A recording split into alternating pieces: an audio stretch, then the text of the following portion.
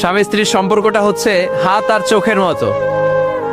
হাত ব্যথা পেলে চোখ দিয়ে পানি ঝরে, আবার চোখ দিয়ে পানি ঝরলে হাত সেই পানি মুছে দেয়, ঠিক কিনা? স্বামী আর স্ত্রীর সম্পর্কটা এরকম হবে, হাত আর চোখ। হাত কেটে গেলে চোখ দিয়ে পানি পড়ে, আবার চোখ দিয়ে পানি পড়লে হাতই ওই পানি মুছে দেয়। সম্পর্কটা এরকম থাকার দরকার আছে না নাই? আছে। আল্লাহ তাআলা স্বামী স্ত্রীর সম্পর্ককে কোরআনে পোশাকের সাথে তুলনা করেছেন। ড্রেস, কস্টিউম, পোশাক।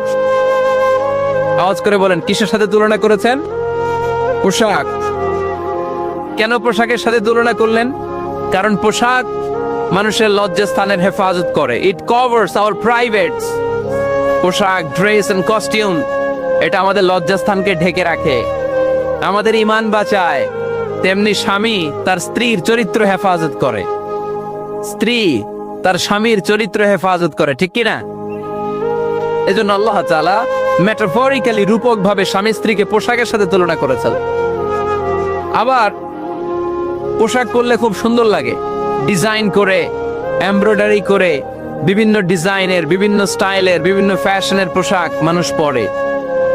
পোশাক পরলে মানুষের স্ত্রী বর্ধিত হয়, সৌন্দর্য বেড়ে যায়। ঠিক তেমনি নারীর চোখে পুরুষ সুন্দর, পুরুষের চোখে